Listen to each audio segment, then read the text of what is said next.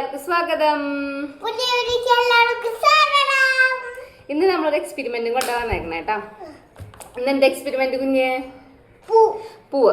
Paper കൊണ്ട് നമ്മൾ പൂവ് ഉണ്ടാക്കിയിട്ട് അത് വെള്ളത്തിലിട്ട് കഴിഞ്ഞാൽ വിരിയോ എന്നുള്ളതാണ് നമ്മൾ നോക്കാൻ പോണേ. കുറെ വീഡിയോസ് നമ്മൾ കണ്ടിട്ടുണ്ട്. നമ്മൾ എന്നത് ചെയ്ത് നോക്കാൻ പോവാ. നമുക്ക് ആവശ്യമുള്ള സാധനങ്ങള് കുറച്ച് വെള്ളം, സ്കെച്ച്. ഇത് മാർക്കറാണ്, സ്കെച്ച് ആയാലും മതി കേട്ടാ. കത്രിക, പിന്നെ പേപ്പർ. നമ്മൾ ഇതേപോലെ കഷ്ണങ്ങളാക്കി വെട്ട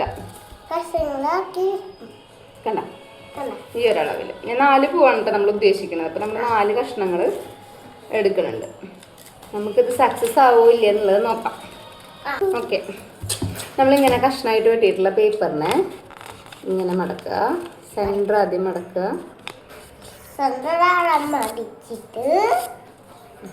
പിന്നെ അതിനെ നമ്മൾ വീണ്ടും അതിൽ നമ്മൾ മടക്കി കിട്ടിയതിന്റെ സെൻറ്റർ മടക്കുക. പിന്നെ അത് മൂലോട് മൂല, അതായത് ഇങ്ങനത്തെ ഒരു പീസ്. ഇനി ഇതില് നമ്മൾ പൂ വെട്ടാൻ പോവാണ്. അപ്പോൾ അത് വരച്ചിട്ട് ചെയ്യേണ്ടവർക്ക് വരച്ചിട്ട് ചെയ്യാം. വരയ്ക്കുകയാണെങ്കിൽ ഒരു ഏകദേശം ഇങ്ങനെയൊക്കെ ജസ്റ്റ് വരയ്ക്കുക. നമ്മൾ വെട്ടുക. ഇതിലിപ്പോൾ എനിക്കിഷ്ടമുള്ള ഡിസൈനാണ് വെട്ടേക്കണത്. ഇതിൽ നമുക്ക് ഏത് ഡിസൈനുള്ള പൂ വേണമെങ്കിലും ചെയ്യാം കേട്ടോ, കുഴപ്പമൊന്നുമില്ല. ഓക്കെ, വെട്ടി നമ്മളിനി ഇത് ഓപ്പൺ ആക്കുമ്പോൾ ഇതേപോലൊരു പൂ കിട്ടും. ഇത് ഞാൻ കുഞ്ഞിക്ക് കളർ അടിക്കാൻ വേണ്ടി കൊടുക്കണ്ട കേട്ടാ. എന്നാ കുഞ്ഞ് ഇത് ഫുള്ള് കളർ അടിക്കട്ടാ. കുഞ്ഞ് അത് കളർ അടിച്ച് വരുമ്പോഴത്തേന് നമുക്ക് ബാക്കിയുള്ള പൂക്കൾ ഉണ്ടാക്കാം കേട്ടോ. ആദ്യം ഞാൻ പേപ്പറിൽ വെട്ടിയിട്ടുണ്ടായിരുന്നു, കുറച്ച് സൈസ് കൂടുതലായിരുന്നു. അത് കാരണം തന്നെ നമുക്ക് എക്സ്പെരിമെന്റ് നമുക്ക് എന്താണെന്ന് അറിയില്ല. അപ്പം ഞാൻ പിന്നെ ചെറുതാക്കി. ബാക്കി ഈ ഇപ്പം നമ്മൾ വെട്ടിയിട്ടുള്ള ആ പീസിനേക്കാളും ചെറിയ 2 പൂക്കളും കൂടി എക്സ്ട്രാ ആഡ് ചെയ്തിട്ടാണ് 4 പൂവാക്കിയിട്ട്. 1 കളർ അടിക്കാണ്ട് ചെയ്തിട്ടുണ്ട്, ബാക്കി 3 കളർ അടിച്ചിട്ട് ചെയ്തിട്ടുണ്ട്. രണ്ടാമത്തേത്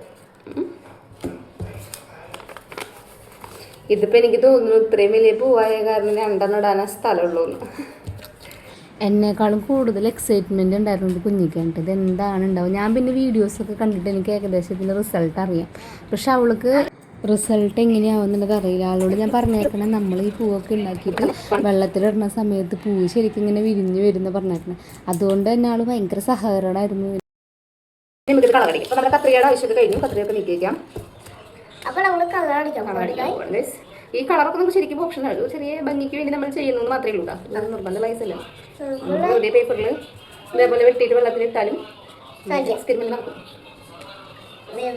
ഇതിപ്പോൾ നമ്മൾ ജസ്റ്റ് ഇങ്ങനെ കാണുമ്പോൾ ഭംഗി ഉണ്ടായിക്കോട്ടെ എന്ന് വിചാരിച്ചിട്ട് കളർ അടിക്കണം. ഓക്കെ, തൽക്കാലം നമ്മൾ ഈ 2 പൂവാണ് ഉണ്ടാക്കിയിരിക്കുന്നത്. 2 പൂ നമുക്ക് കിട്ടുന്നത്. ഇതിന് നമ്മൾ സെൻറ്ററിലേക്ക് മടക്കുക. അതായത് ഓരോ ഇതളും ഉള്ളിലേക്ക് ഇങ്ങനെ മടക്കുക.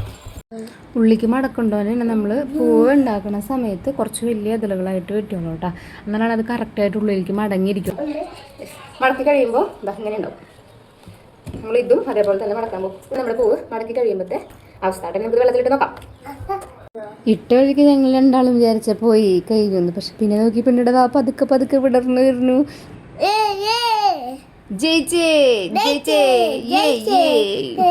വലുതുണ്ടാക്കിയിട്ടുള്ള 2 പൂവും കൂടി നമ്മൾ ഇട്ട് നോക്കി. അതും വിരിഞ്ഞു വരുന്നു. അപ്പോൾ കുഞ്ഞിക്ക് ഭയങ്കര സന്തോഷമായിട്ടാ. കുഞ്ഞ് അമ്മ നമ്മുടെ പൂതേ വിരിഞ്ഞു, നമ്മളുണ്ടാക്കിയ പൂതേ വിരിഞ്ഞു എന്നിട്ട് ആള് ഭയങ്കര ഹാപ്പി ആയിരുന്നു. അത് കണ്ടപ്പോൾ ഞാനും ഭയങ്കര സന്തോഷത്തിലായിട്ടാ. വിരിയണ പൂ വിരിഞ്ഞിരിക്കുകയാണ് ഗൈസ്. അങ്ങനെ നമ്മളുടെ എക്സ്പെരിമെന്റ് വിജയിച്ചിരിക്കുന്നു. നമ്മുടെ വീഡിയോ ഇഷ്ടപ്പെടുകയാണെന്നുണ്ടെങ്കിൽ ലൈക്ക് ചെയ്യുക, ഇഷ്ടപ്പെട്ടില്ലെങ്കിൽ ഡിസ്ലൈക്ക് ചെയ്യുക, കമന്റ് ചെയ്തോളൂ, സബ്സ്ക്രൈബ് ചെയ്തോളൂ. വീഡിയോ ആയിട്ട് വീണ്ടും വരാം. അതുവരേക്കും